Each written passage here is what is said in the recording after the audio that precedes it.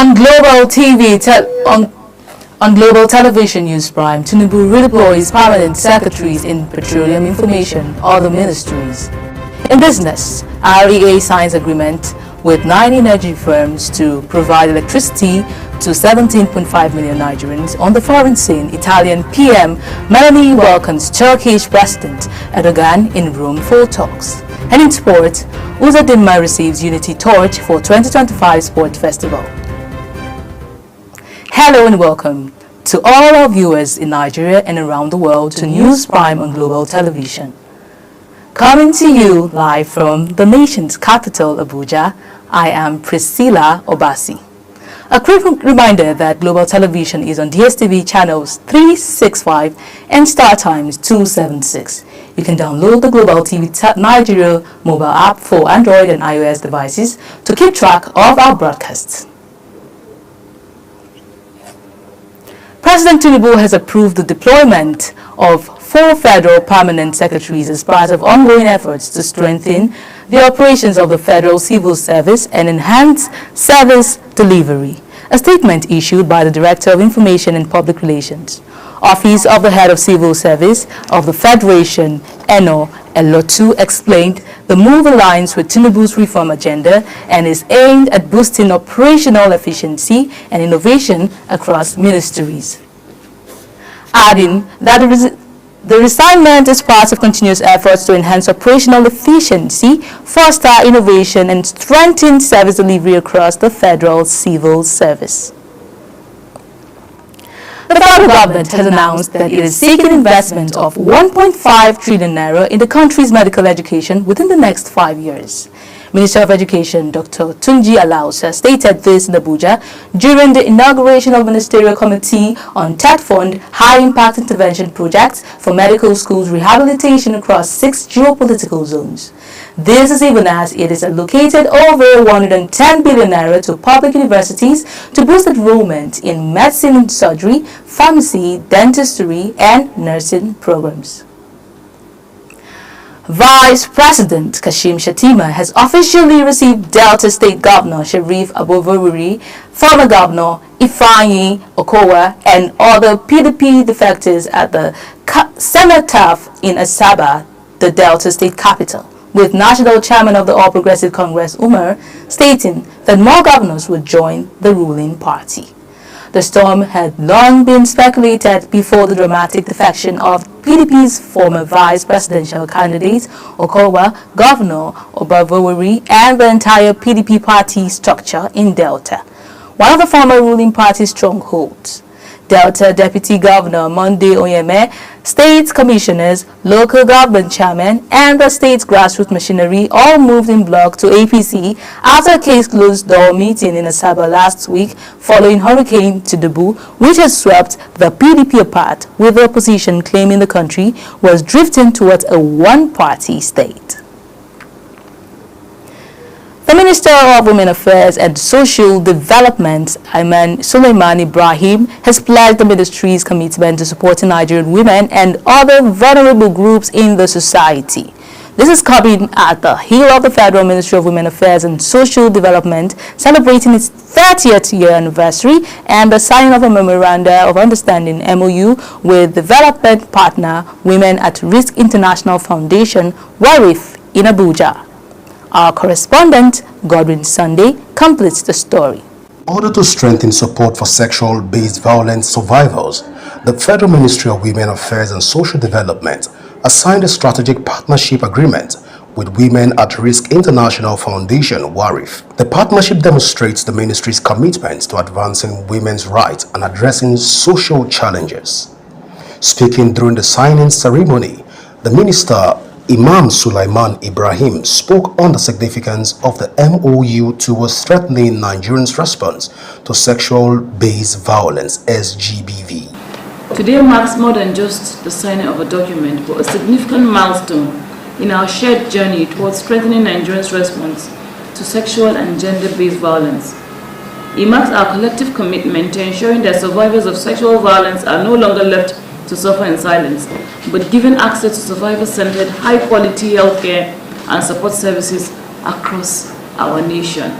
The founder of Women at Risk International Foundation, WARIF, Dr. Kemi Da Silva Ibru, spoke on the significance of the signing ceremony. The signing of the MOU today signifies WARIF's commitment towards transforming the lives of women and girls affected by sexual violence, rape, and child abuse in all regions of the country in partnership with the Federal Ministry of Women's Affairs. With the signing of the MOU in partnership with WARIF, it is clear that Nigeria will definitely win the war against SGBV and other sexual violence that young people, especially women, are experiencing in the country.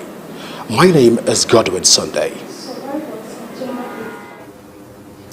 The Minister of Solid Minerals Development, Dr. Dele Alaki, has pledged unwavering support for the newly established Department of Gemology and Gemstones at the Yakubu Gowon University, Abuja. The initiative, the first of its kind in Africa, aligns with the Minister's strategic vision for enhanced capacity building within Nigeria's mining sector. Sharon Ajay has the details. Hosting a delegation from the department led by Professor Adesoji Adesogba, Dr. Alake described the new department as a vital hub of knowledge for professionals in the gemstone and jewelry making value chain, emphasizing that the initiative will strengthen Nigerians' mining industry by cultivating a new generation of experts equipped to drive sectoral growth. Institute, the jewelry institute under the ministry in Abuja to be affiliated to the Yakubu Gowon University, I think is just quite relevant and will provide a great deal, or not just provide, but will complement the work of the university and the Department of Gemology and Geology.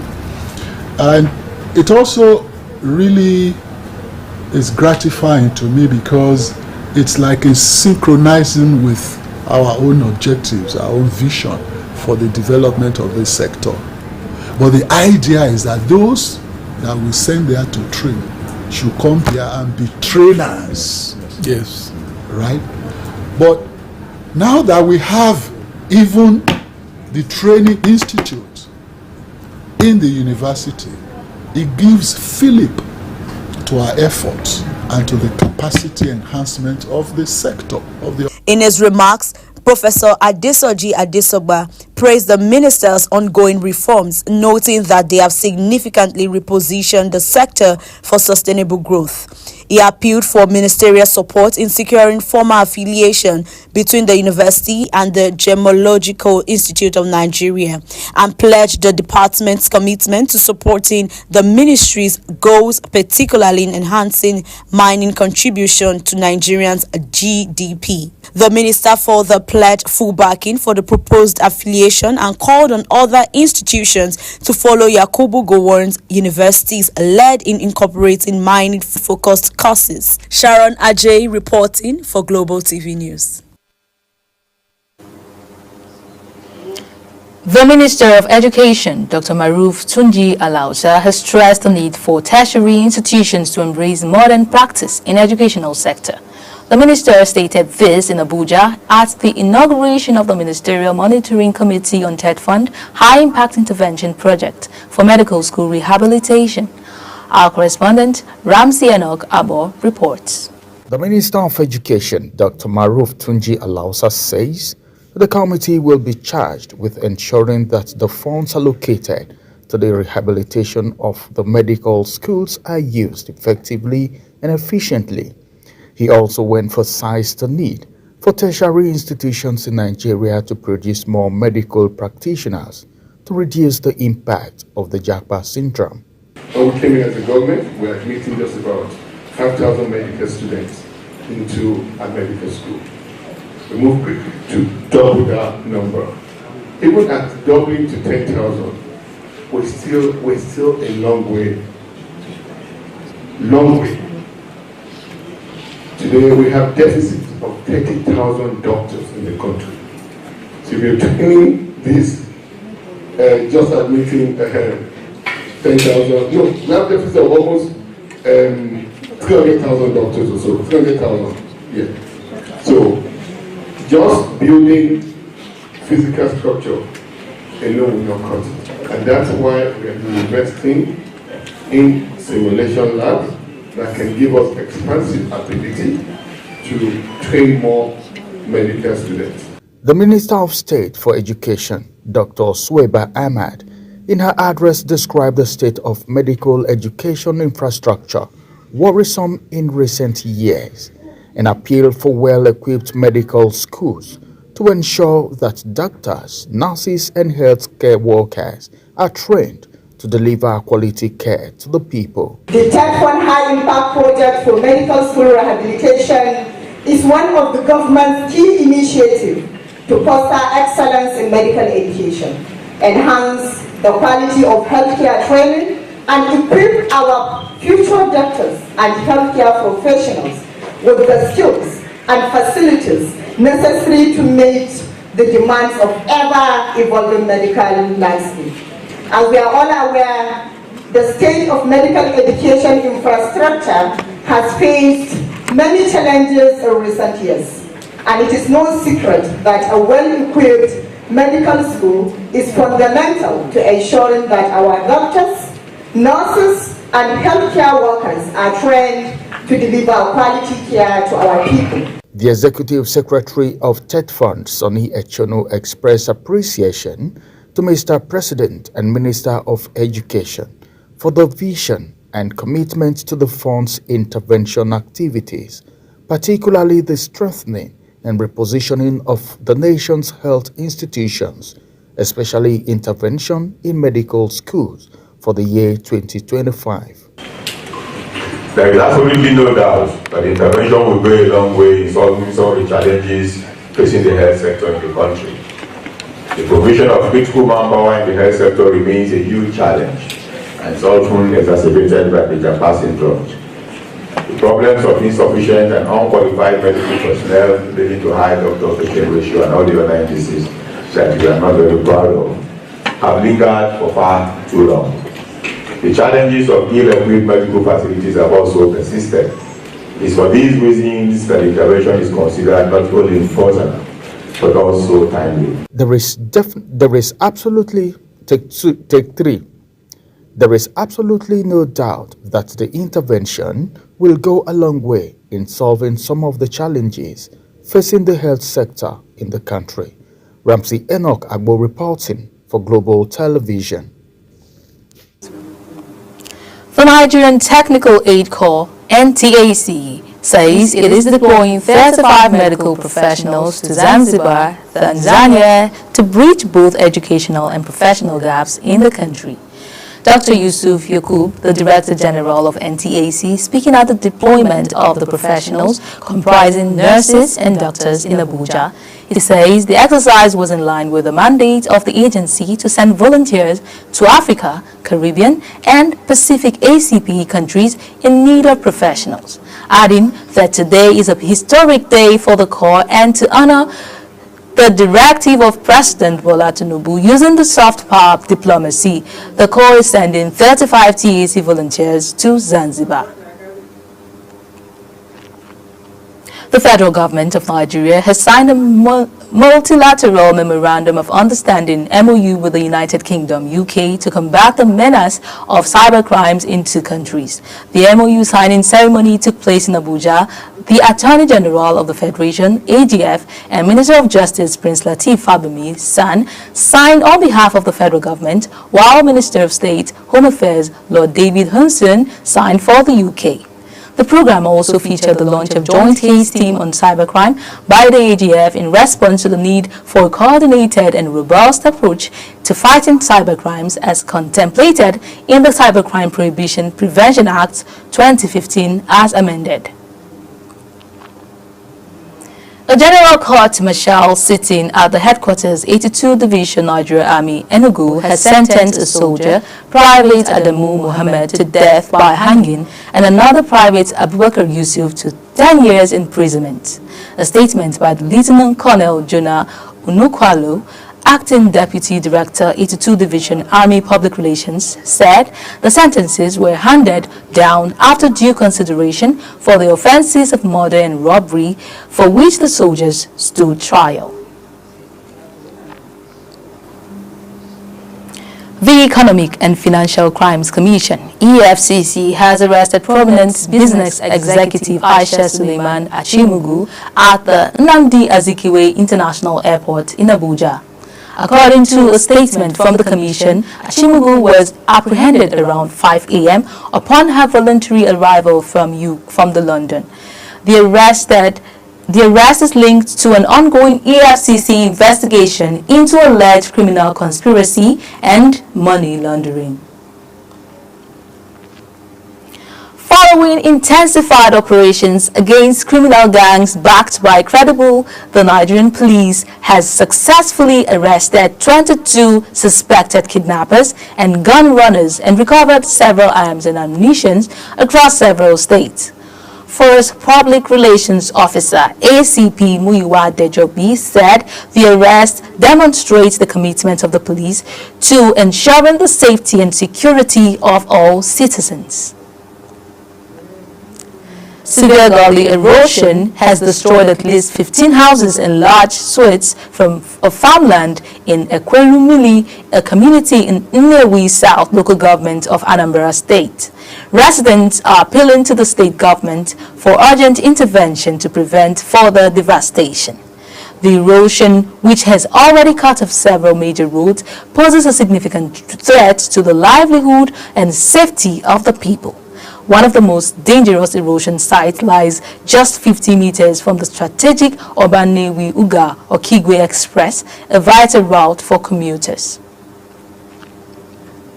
Borno State Governor Babangana Zulum has disclosed that the state has reintegrated no fewer than 300,000 repentant Boko Haram terrorists over the past 3 years.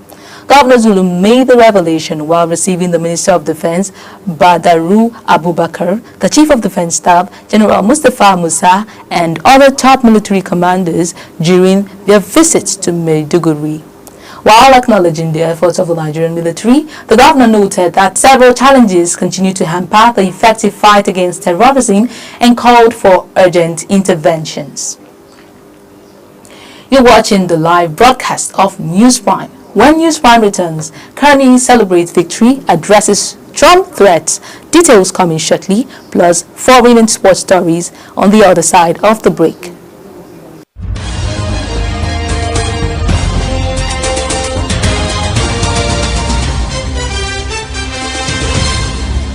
Do you know that global television can be watched in Nigeria and all over the world? Download the Global TV Nigerian mobile app for Android and iOS devices to watch global television real-time from around the world. What are you waiting for? Start downloading and stay connected to global television.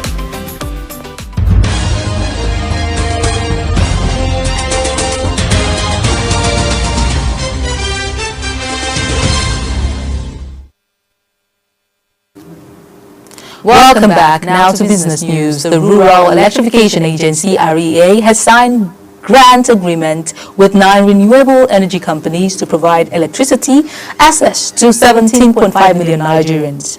This appears to be the first collaboration under the World Bank funded distribution access through Renewable Energy Scale-Up DERS project following its official launch in 2024.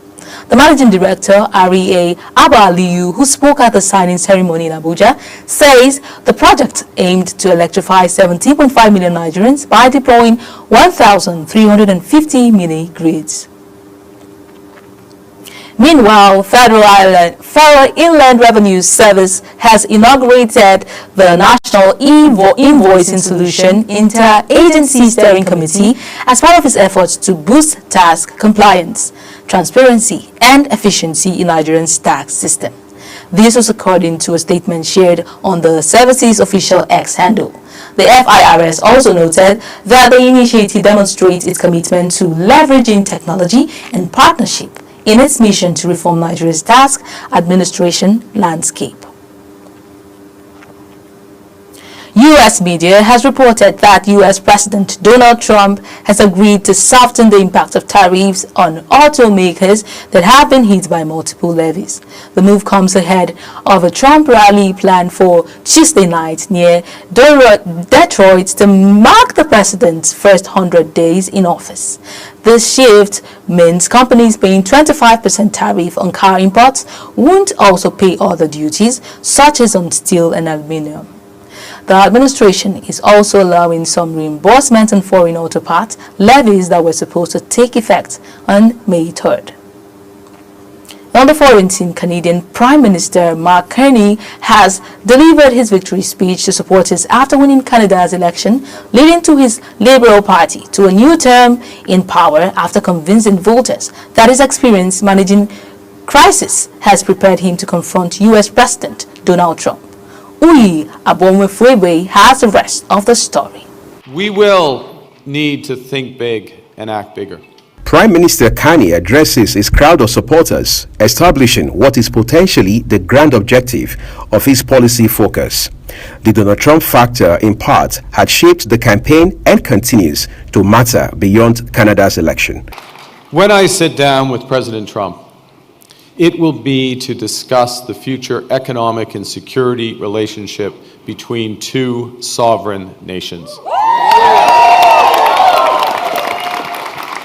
And it will be with our full knowledge that we have many other options than the United States to build prosperity for all Canadians.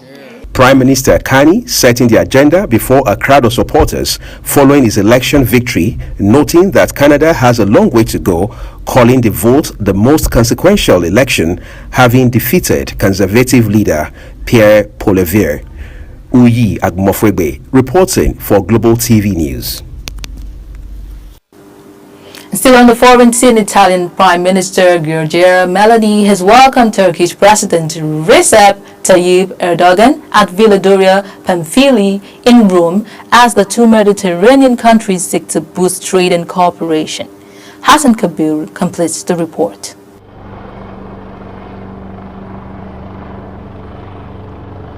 Meloni welcomed Erdogan with a ceremony at the Villa Pamphili residence in Rome before the two leaders went on to have a one-on-one meeting. Erdogan and Meloni will attend the fourth intergovernmental summit between Turkey and Italy, which is expected to focus on the steps to enhance cooperation along with discussion on current regional and global issues. Erdogan and Meloni will discuss bilateral relations, the war in Ukraine, and the situation in the Middle East before the summit. They say the aim is to strengthen the cooperation and strategic partnership between the two nations and foster economic and trade relations that have grown significantly in recent years. It could be recalled that the first intergovernmental summit was held in 2008 in Turkey's Izmir, and the last one was held in the capital of Ankara 3 years ago. The summit will be followed by a forum with participation from both countries' business communities. Hassan Kabir reporting for Global TV. And still on the foreign scene, the opposition United National Congress (UNC) has secured a sweeping victory in Trinidad and Tobago's preliminary elections, positioning party leader Kamla Persad-Bissessar to return as prime minister, according to the preliminary result. Persad-Bissessar, 73, celebrated the UNC's comeback at the party's headquarters in Chaguanas, dressed in the party's signature yellow, and flanked the jubilant supporters. Her win marks a democratic political return after two consecutive election losses to the incumbent People's National Movement, PNM. A crowd of cheering UNC loyalists saying, when UNC wins, everybody wins. This victory is for the senior citizens to keep their pensions. This victory is for public servants to get their rightful salary increases.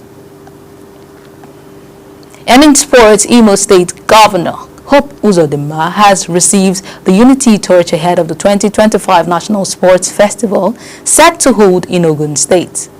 The governor praised the National Sports Commission for its organization and described sports as a key tool for promoting unity across Nigeria.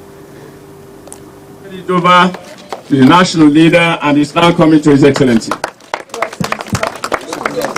I use this opportunity to encourage all our participants to go all out there with determination and bring medals. Medals that will represent the excellent status of our district.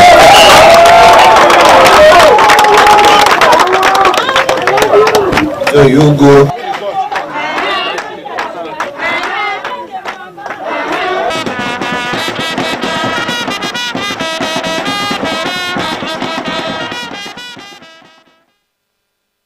Hope Uzodinma, Imo State Governor, also charged the Imo State contingent to compete with excellence and assured them of the full support of the government and people of the state.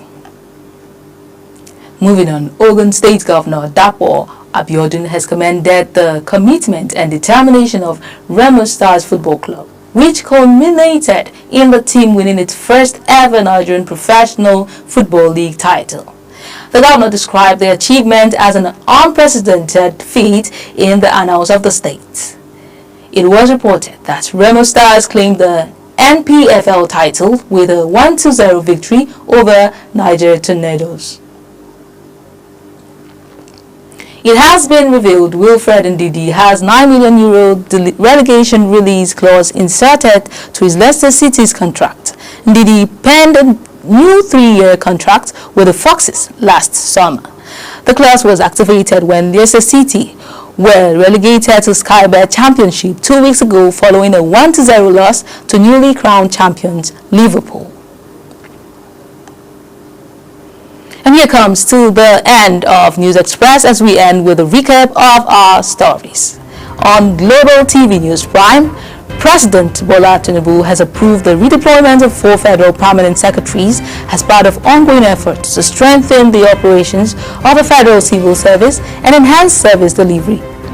In business, the Rural Electrification Agency (REA) has signed grant agreements with 9 renewable energy companies to provide electricity access to 17.5 million Nigerians. And on the foreign scene, Italian Prime Minister Giorgia Meloni has welcomed Turkish President Recep Tayyip Erdogan at Villa Doria Pamphili in Rome as the 2 Mediterranean countries seek to boost trade and cooperation. In sports, Imo State Governor Hope Uzodinma has received the Unity Torch ahead of the 2025 National Sports Festival set to hold in Ogun State. And that's it on Global TV News Prime. A quick reminder that Global TV is on DSTV channel 367 and Star Times channel 276. Kindly follow us across all social media platforms now showing on your screen using @GlobalTVNG. You can download the Global TV Nigerian app for Android and iOS devices to keep track of our broadcast. I am Priscilla Obasi. Thank you for watching.